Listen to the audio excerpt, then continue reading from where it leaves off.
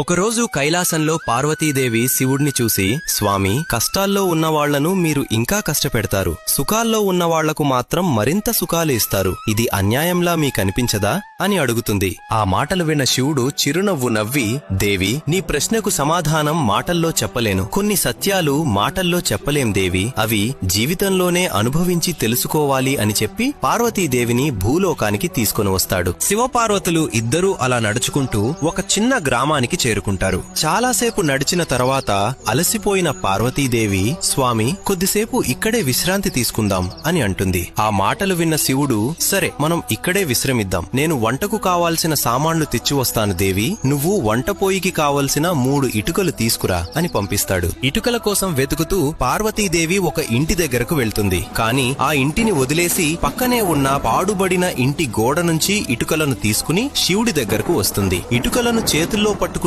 పార్వతీదేవిని చూసి శివుడు చిరునవ్వు నవ్వుతాడు. అది చూసిన పార్వతీదేవి, స్వామి, ఎందుకని అలా నవ్వుతున్నారు అని అడుగుతుంది. శివుడు కొంటిగా చిరునవ్వు నవ్వి, దేవి, చాలా కష్టపడినట్టు ఉన్నావని నెమ్మదిగా, పార్వతి, ఈ ఇటుకలను ఎక్కడ్నుంచి తీసుకొచ్చావు అని అడుగుతాడు. అందుకు పార్వతీదేవి, దారిలో కనిపించిన పాడుబడిన ఇంటి నుంచి తీసుకొచ్చాను స్వామి అంటుంది. అప్పుడు శివుడు ప్రశ్నిస్తాడు, పక్కనే ఉన్న కొత్త ఇల్లు నీకు కనిపించలేదా? అక్కడ్నుంచి ఎందుకు ఇటుకలు తీసుకోలేదు? దానికి పార్వతీదేవి, స్వామి, ఆ ఇల్లు చాలా అందంగా ఉంది, దాని నుంచి తీసుకోవాలంటే నా మనసు ఒప్పుకోలేదు అంటుంది. పార్వతీ మాటలు విన్న శివుడు, దేవి, ఇదే నీ ప్రశ్నకు సమాధానం. ఎవరైతే మంచి కర్మలతో తమ జీవితాలను పరిశుభ్రంగా ఉంచుకుంటారో వారి సంతోషాలను చెడగొట్టడం నాకు ఎప్పుడూ ఇష్టం ఉండదు అంటాడు. ఈ సత్యాన్ని నమ్మే ప్రతి శివభక్తుడు కామెంట్లో ఓం నమః శివాయ అని వ్రాయండి.